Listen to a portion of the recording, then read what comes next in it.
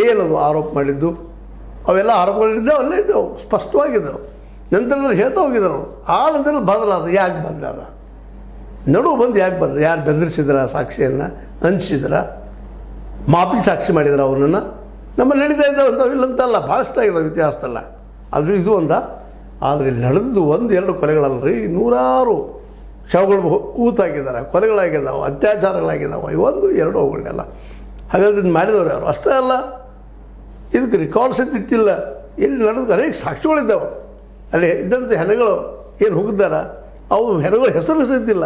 ಒಬ್ಬನ ಹೆಸರನ್ನ 4-5-6 ಹೆಣಗಳಿಗೆ ಇಟ್ಟಿದ್ದಾರೆ. 1-2 ಎಲ್ಲ ಹೇಳ್ತಾ ಹೋದ್ರೆ ಉದ್ದವಾದ ಪಟ್ಟಿ ಆಗಿಬಿಡ್ತಾವೆ. ಇದ್ರ ತನಿಖೆ ಆಗಬೇಕಲ್ಲ, ಯಾರು ಮಾಡಿದವರು, ಯಾರವರು, ಇದನ್ನು ಇವತ್ತು SI ಹುಡುಕಿಬೇಕಾಗಿದೆ. ಆ ಕೆಲಸವನ್ನು ಅವರು ಮಾಡ್ತಾರ ಅನ್ನೋ ಇನ್ನೂ ಭರವಸೆ ಅದ. ಯಾಕೆ ರಿಪೋರ್ಟ್ ಬಂದಿಲ್ಲಲ್ಲ, ವಿಶ್ವಾಸ ಇಡಬೇಕಾಗ್ತದೆ. ಎಲ್ಲರನ್ನು ಸ್ವಾಗತ ಮಾಡಿದ್ದೀವಿ ನಾವು ಇವತ್ತು. SIT ಸ್ವಾಗತ ಮಾಡಿದ್ವಿ. ಅಟ್ಲೀಸ್ಟ್ ಎನ್ಕ್ವೈರಿ ಸ್ಟಾರ್ಟ್ ಆಗಿ ಅಂತೇಳಿ. ಎನ್ಕ್ವೈರಿ ಸ್ಟಾರ್ಟ್ ಅಂದ್ರೆ ಮುಗ್ದಂಗಲ್ಲ, ಸಹಿತ ಹೊರ ಬಂದಂಗಲ್ಲ, ಆದರೆ ಸ್ಟಾರ್ಟ್ ಅದ. ಇನ್ನೂ ಭರವಸೆ ಇಡ್ತಾ ಇದ್ದೀವಿ. ಇವುಗಳಿಗೆ ಉತ್ತರ ಬೇಕು ನಮಗೆ. ಮೊದಲ ಮಾಡಿದಂಥ ಆರೋಪಕ್ಕೆ ಹೆಗ್ಗಡೆ ಅವ್ರ ತನಿಖೆ ಮಾಡಿದಾರ, ಅದರ ರಿಪೋರ್ಟ್ ಏನು ಅದು ಕೊಡಬೇಕಾಗಿದೆ ಇವತ್ತು. ಅದಕ್ಕಾಗಿಯೇ ಶುರುವಾಗಿದ್ದು. ಹೆಣಗಳು ಸಿಕ್ಕಿಲ್ಲ, ಮೂಳೆ ಸಿಕ್ಕಿಲ್ಲ, ಆದರೂ 6 ಮತ್ತು 11 ಸಿಕ್ಕಿದ್ದಾವೆ. ನಂತರ ವಿಠಲಗೌಡ ಹೋಗಿ ತೋರಿಸಿದ್ದಾರೆ ಏನಾಗಿದ್ದಾವೆ ಅಂತೇಳಿ.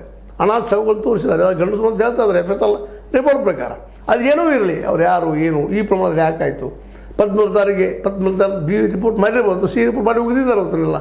13 ಕೇಸು, ವೇದವಲ್ಲಿ ಕೇಸು ಮತ್ತು ರೀಓಪನ್ ಮಾಡಿದ್ದಾರೆ. ತನಿಖೆ ಆಗಬೇಕು. ಅದು ಆರೋಪ ಮಾಡ್ತಾ ಇದ್ದಾರೆ ಅವರು ಇವತ್ತು. ಅವ್ರ ಕಾಲೇಜಲ್ಲಿದ್ದು ಅಲ್ಲೇ ಅವರು ಸುಟ್ಟಿದ್ದಾರೆ. ಅದು ಇಷ್ಟು ಮೇಲೆ ಆರೋಪ ಮಾಡ್ತಾ ಇದ್ದಾರೆ.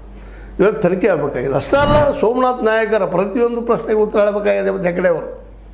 ಅದನ್ನು ತನಿಖೆಯಲ್ಲಿ SIT ಮಾಡಬೇಕಾಗಿದೆ. ಅದು ಸರ್ಕಾರ ಉತ್ತರ ಕೊಡಬೇಕಾಗಿದೆ.